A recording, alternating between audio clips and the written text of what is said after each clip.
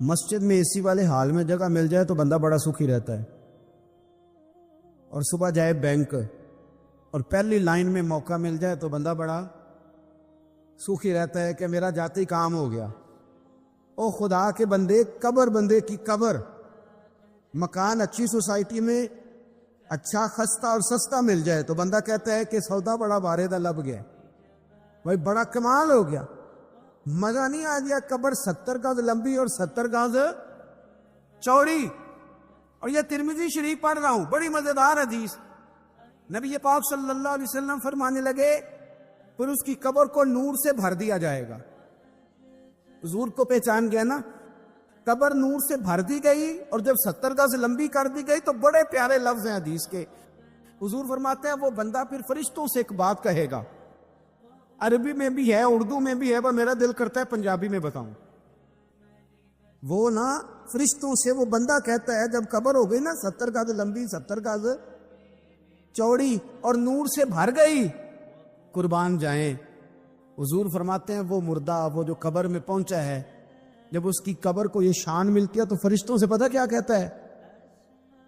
کہتا ہے میں گھر نہ دساں وہاں جا کے، یہ ذرا گھر نہ بتاؤں دوڑ کے، یہ ذرا میں اپنے گھر بتاؤں بھاگ کے کہ اللہ نے بڑی خیر کر دی، اپنی اماں نو دساں وہاں، اپنی اماں نو میں بچوں کو بتا کے آؤں کہ موج بن گئی ہے، میں بتاؤں اپنی بیوی کو، بتاؤں اپنے بہن بھائیوں کو، میں گھر نہ دساں وہاں۔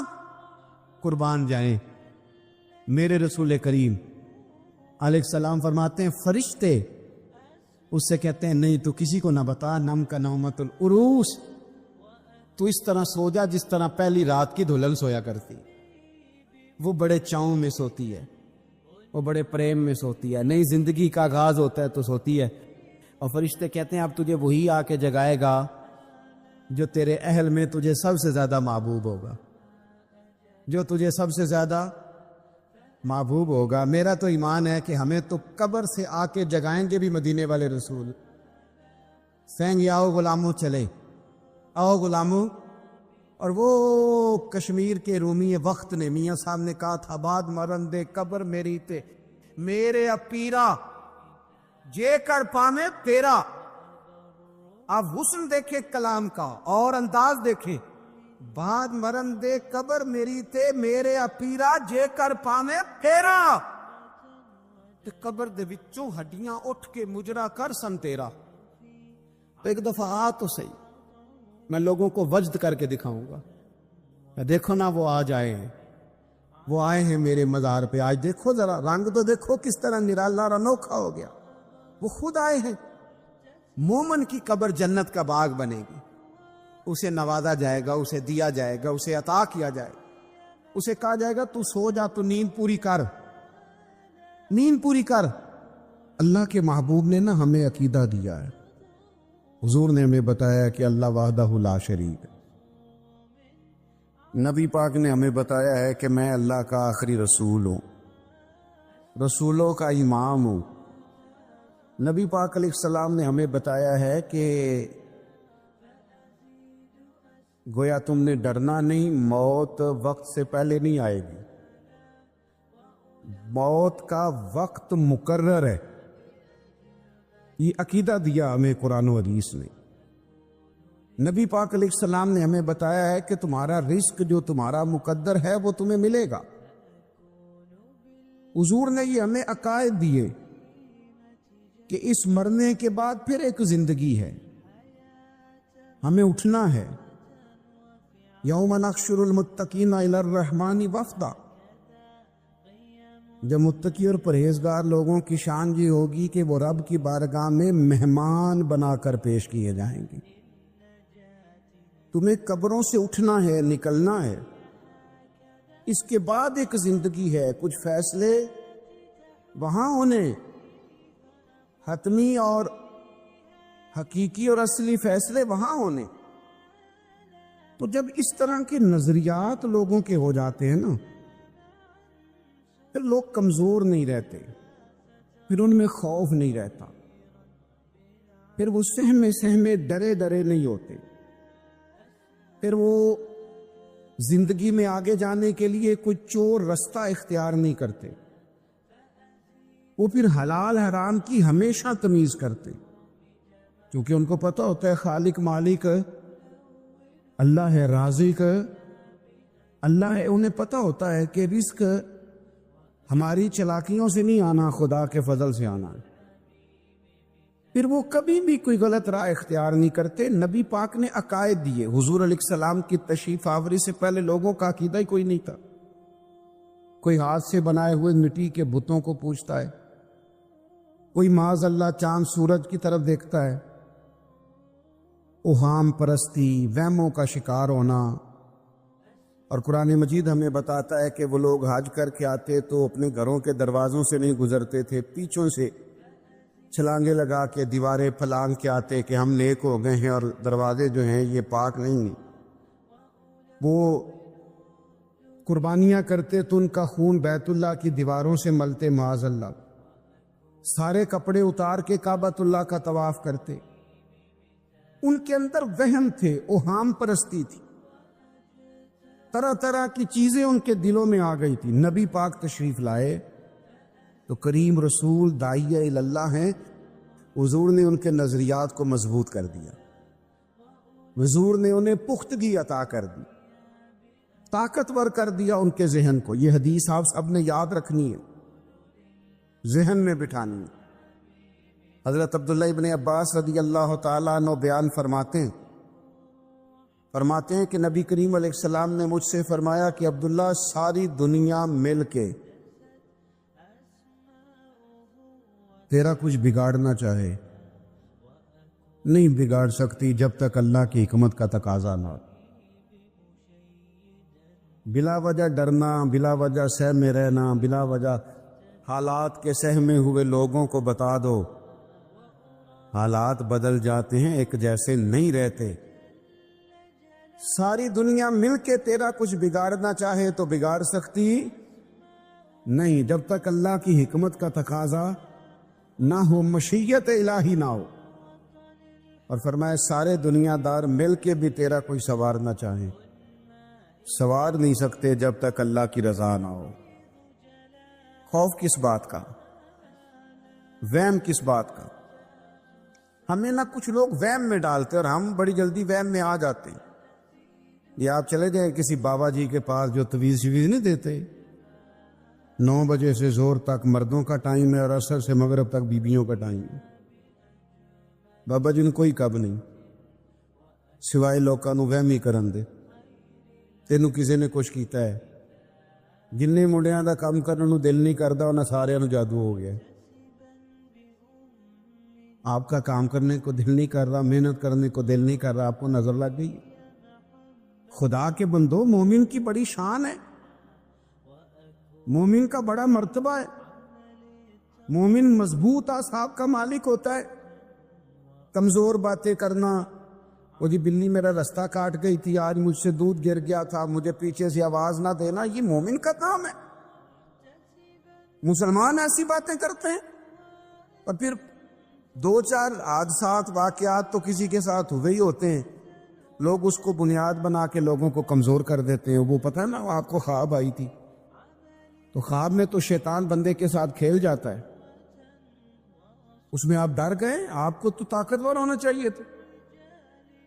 تو نظریاتی پختگی، ماحول میں طاقت، یعنی آپ اندازہ کریں کہ نبی پاک علیہ السلام نے لوگوں کو اتنا پختہ کر دیا، اتنا پختہ کر دیا، حضور علیہ السلام نے انہیں بتا دیا کہ مرنے کے بعد بھی تم نے خوف نہیں کرنا، وہاں بھی تمہاری قبر جنت کا باغ ہی ہے۔ مومن کی قبر جنت کا، قیامت والے دن کا بھی تم نے اس خوف نہیں کرنا، وہاں بھی جنت میں رب نے تمہارے لیے وہ نعمتیں تیار کی ہیں، وہ نعمتیں حضور فرماتے ہیں نہ کسی آنکھ نے دیکھی،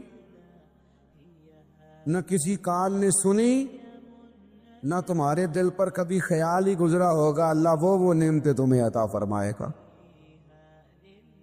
اتنے طاقتور ہو گئے تھے صحابہ، اتنے طاقتور ہو گئے تھے، شہادت کی دعائیں مانگتے تھے۔ وہ نہیں سمجھ آئی آپ کو؟ یعنی زندگی تو زندگی بندے کو جنت اتنی پیاری ہو جائے کہ موت سے بھی پیار ہو جائے، وہ شہادت کی موت ماننے لگے کہ یا اللہ کبھی شہادت مل جائے نا۔ آپ ویسے بتائیے گا نا کسی کو، مجھے بھی نہ بتائیے گا، ویسے اپنا اپنا حساب لگاتے ہیں سارے، مرنے کو دل شل کوئی نہیں کرتا لوگوں کا۔ میں نے کہا بتانا نہیں کسی کو، ہنسنا بھی نہیں آپ نے، مشکوک نہ ہو جانا ہنس کے۔ دل نہیں کرتا مرنے کو، لوگ جینا چاہتے ہیں، لیکن یہ میرے نبی کے دیے ہوئے عقیدے ہیں نا، حضور کے دیے ہوئے عقیدے ہیں نا، کہ ہر روز مسجد نبوی میں حضرت عمر دعا مانگتے تھے، اللہم ارزقنا شہادۃ فی سبیلک، یا اللہ کبھی تیرے رستے میں شہادت کی موت مل جائے نا، جان پاویں نہ جان میرے محبوبہ، میں لگیاں توڑ نہ بھیساں، راہ تیرے وچ رول کے مرساں، قدم نہ پچھاں ہٹے ساں، شہر تیرے دے ٹکڑے منگ ساں، تے تیرے کتیاں دے قدم چمے ساں، آزم جان امانت تیری، تو جدو منگ سیں میں پیش کرے ساں، جان امانت تیری تو جدو منگ سیں میں پیش، میں یوں کر کے پیش کروں گا، حضور ہے ہی آپ کی، جدو منگ سیں میں پیش کرے ساں۔ میرے عزیز، جنگ احد میں نا کفار نے ایک سنے اللہ جزاد، جنگ احد میں نا کافروں نے ایک سازش کی تھی مسلمانوں کے حوصلے پست کرنے کے لیے۔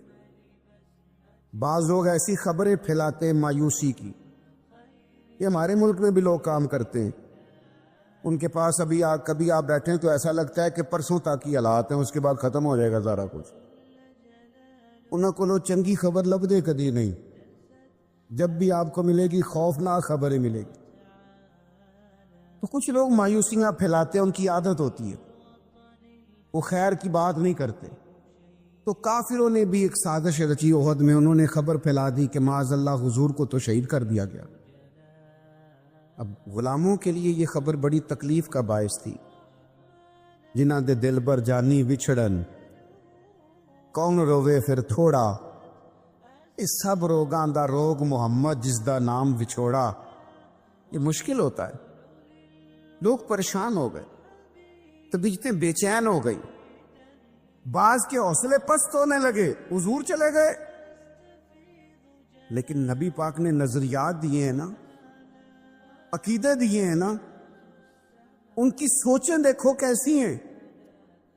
حضرت انس بن نضر رضی اللہ تعالیٰ عنہ، یہ جناب انس بن مالک کے چچا ہیں، حضرت انس بن مالک کے چچا جناب انس بن نضر، یہ احد پہاڑ کی طرف سے آ رہے تھے، تو جنت کی باتیں سن کے جنت اتنی تازہ ہو گئی ہے ذہن میں کہ حضور کے صحابہ سے پوچھتے کیا ہوا، تو کہنے لگے خبر پھیل رہی ہے کہ حضور شہید ہو گئے، نبی پاک کو شہید کر دیا گیا۔ تو حضرت انس بن نضر کہنے لگے ادھر اولا میرے پیچھے، اگر حضور شہید ہو گئے تو ہم نے جی کے کیا کرنا ہے، مجھے تو احد پہاڑ کے اندر سے جنت کی خوشبو آ رہی ہے، آؤ سارے جانیں پیش کر دیں، ہم بھی قربان ہو جائے، جنت کی خوشبو تو سامنے۔ جب آپ کے عقیدے مضبوط ہوتے ہیں نا، عقیدے مضبوط، ایک لفظ لوگ ہمارے یہاں بولتے ہیں، کہتے ہیں مینوں چاہ بڑا سی، منڈے دی شادی سی تے مینوں، میرا خیال ہے تسی نہیں سنی گل کدی، کھوندے نہیں نا تسی، مینوں فلانے بچے دی پوتے دی شادی سی تے مینوں چاہ جتنا مرضی بھی ہو، عقیدے ہی ہوتے ہیں، جتنا مرضی چاہ ہو، اگر ایمان مضبوط ہو تو لوگ شریعت نہیں بھول سکتے۔ ہن تسی ہلکے ہلکے ناراض ہوئے ہو، یہ تے دوجے پاسے ٹر پے نے۔ جتنا مرضی چاہ ہو، جتنی مرضی محبت ہو، عقیدہ ہو نا مضبوط، طاقتور ہو، شریعت نہیں بھولتی بندے کو۔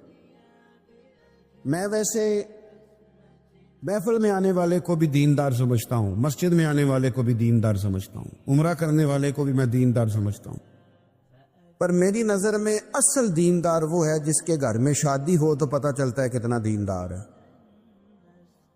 مینوں پتہ ہے تسی گھورنا، مینوں گل ہی انج دی، شادی والے دن پتہ چلتا ہے کتنا دیندار ہے بیٹے کی شادی پہ، پھر پتہ چلتا ہے شریعت کا کتنا خیال کرتا ہے، اب پتہ چلے گا عقیدہ کتنا مضبوط ہے۔ کچھ ٹائم ایسے ہوتے ہیں کہ جب بندے کو ہوش نہیں رہتی۔ ایک صحابیاں ہیں، سیاستہ میں حدیث موجود ہے، ان کا نام ہے حضرت ام خلاد رضی اللہ تعالی عنہ۔ ان کے بیٹے شہید ہو گئے تھے۔ تو مجھے بتائیے کہ کسی ماں کا بیٹا ہی چلا جائے تو اس کی کیا کیفیت ہوتی ہے؟ ہوش سلامت رہتا ہے؟ بچے کو تو بخار ہو تو ماں باپ ساری رات سو نہیں پاتے، ساری رات نہیں نیند آتی، حالانکہ بخار ہے چھوٹا سا معمولی سا اتر جائے گا، لیکن وہ ہائے ہائے کرے تو نیند نہیں آتی۔ اور بیٹا چلا ہی جائے، شہید ہی ہو جائے۔ تو جناب ام خلاد رضی اللہ تعالیٰ عنہ کا بیٹا شہید ہو گیا، تو وہ نہ معلومات کرنے آئیں کہ واقعی میرا بیٹا شہید ہو گیا، تصدیق کرنے آئیں۔ جس وقت وہ تصدیق کرنے آئی ہیں، پتہ کرنے آئی ہیں کہ میرا بیٹا شہید ہو گیا ہے، تو انہوں نے بہترین کر کے اپنا جسم پردے سے چھپایا ہوا ہے، نقاب اوڑا ہوا ہے، پورے طور پر وہ با پردہ ہیں، آئی ہیں، تھوڑا سا پیچھے کھڑے ہو کے پوچھتی ہیں، مجھے پتہ چلا ہے میرا لال شہید ہو گیا ہے۔ انہیں خبر دی گئی کہ ہاں آپ کا بیٹا بھی شہید ہو گیا ہے۔ ان سے ایک شخص نے سوال کیا، کہا اس حال میں بھی آپ کا پردہ قائم ہے؟ تو ہوش ہی نہیں رہتا نقاب کرنے کا، پردہ کرنے کا، برقع پہننے کا۔ یعنی بیٹا چلا گیا، اللہ کرے آپ کو سمجھ آئے میں کیا کہہ رہا ہوں۔ عقیدے ہوں مضبوط، نظریات ہوں تازہ، تو انسانوں کا مزاج اس طرح کا بن جاتا ہے۔ ان سے کہا جناب اس حال میں بھی آپ اتنی باپردہ ہیں؟ تو جناب ام خلاد اس وقت کے جب ابھی انہیں خبر ملی ہے کہ آپ کا بیٹا شہید ہو گیا، دکھ تازہ ہے، زخم ہرا بھرا ہے، لیکن اسی وقت بڑے دھیمے لہجے میں پوچھنے والے سے فرمانے لگیں، اور میرا بیٹا گیا ہے، میری حیا تو نہیں نہ گئی۔ ہم نے دین رسول کائنات سے لیا ہے، ہمیں عقیدے نبی پاک نے دیے، بیٹا گیا ہے، میری حیا تو قائم ہے نا۔ او بھائی کوئی بھی وقت ہو، کیسا بھی وقت ہو، جو نظریاتی لوگ تھے انہوں نے نظریے پر کبھی سودا، ان کا نظریہ طاقتور رہا، ذہن ان کا مضبوط رہا۔ ہمارا یہ مسئلہ ہے کہ ہم نظریاتی نہیں ہوتے، پریشر ہی تھوڑا سا برداشت نہیں کرتے، برادری آ گئی، قبیلہ آ گیا، میرے بچے نہیں مان رہے، فلانے نے یہ کہہ دیا، چند منٹ لگتے۔ حضور نے نظریاتی کیا، زندگی نظریاتی گزاریں۔ ایک تو سب سے پہلی بات تو یہ ہے کہ اللہ کی ذات پر بھروسے کے معاملے میں طاقتور ہو جائیں۔ جو سانپ سے بہت زیادہ ڈرتا ہے نا، وہ رسیوں سے بھی ڈرنے لگ جاتا ہے۔ یہ ڈرا نہ کریں، اور یہ فلانی شے منحوس ہوتی ہے اور فلانی شے سے نحوست ہوتی ہے، اور جناب آج پتہ نہیں کیا ہو گیا، تو ان کہانیوں سے باہر آئیں، اور بھی کئی کام کرنے والے ہیں۔ طاقت، وہ ایک بادشاہ تھا نا، تو اسے بھی بڑا وہم ہوتا تھا، وہ شکار کرنے جاتا تھا تو کہتا تھا کوئی بندہ میرے متھے لگ جائے تو میرا شکار نہیں ٹھیک ہوتا ہے نا آج کل بھی لوگوں کو وہم، فلانا مل گیا تھا تو میرے حالات خراب ہو گئے، فلانے کی نظر لگ گئی، نظر لگ جاتی ہے لیکن وہم کا شکار نہیں ہونا۔ تو بادشاہ کا خیال تھا کہ کوئی بندہ مجھے منحوس مل جائے تو میرا کام خراب ہو جائے معاذ اللہ۔ حالانکہ کسی چیز سے بھی نحوست لینا ٹھیک نہیں، برکت لے سکتے ہیں آپ کہ فلاں ملا تھا معاملات بہتر ہو گئے، لیکن فلانا ملا تھا تو حالات خراب ہو گئے، یہ کہنا درست نہیں، اس سے نظریاتی کمزوری واقع ہوتی۔ تو بادشاہ کا خیال تھا کہ میں شکار کو جاؤں تو کوئی بندہ میرے متھے نہ لگے، ورنہ میرا شکار ٹھیک نہیں ہوتا۔ تو شکار پہ جب جاتا تھا تو سارا رستہ خالی کرا دیتے تھے، سارا رستہ خالی کرا دیا، کوئی غریب آدمی بیچارہ نہ لکڑیاں کاٹ رہا تھا ایندھن کے لیے. سمجھ آ رہی ہے بات کی؟ یہ جب سوئی گیس گھروں میں نہیں تھا تو لکڑیاں کاٹ کے لانا بھی ایک باقاعدہ ڈیوٹی تھی. شام کو کھانا پکانا ہے تو وہ لکڑیاں کاٹ کے لا رہا تھا شام کو ایندھن جلانے کے لیے. اسے پتہ نہیں تھا بادشاہ سلامت گزر رہے ہیں, سڑک ساری خالی ہے. وہ غلطی سے سڑک پہ چڑھ گیا. اچانک ادھر سے بادشاہ سلامت کا گھوڑا آ گیا, قافلہ آ گیا. بادشاہ نے دیکھا, بادشاہ سلامت غصے ہو گئے, میرے رستے میں کیوں آیا؟ میرا شکار ہی ٹھیک نہیں ہوتا جب میں کسی کے متھے لگ جاؤں. وہ غریب بیچارے کو کیا پتا کہ تیرے سامنے نہیں آنا. اس نے کہا اسے پکڑو, درخت کے ساتھ باندھو, 2 سپاہی اس کا پہرا دیں شام تک. اگر تو میرا شکار ٹھیک ہو گیا تو اسے کھول دینا ہے, اور اگر شکار ٹھیک نہ ہوا تو اسے کوڑے مارنے ہیں. وہ بیچارہ صبح سے بندھا ہوا ہے, گرمی کا موسم ہے, پیاسا. عصر کے بعد بادشاہ سلامت واپس آئے, بڑے خوش ہو رہے ہیں. کہنے لگے میرے کو متھے لگ جائے نا تو میرا شکار ٹھیک نہیں ہوتا, لیکن آج میرا شکار بڑا ٹھیک ہوا, دن بڑا اچھا گزرا ہے, لہذا جا تجھے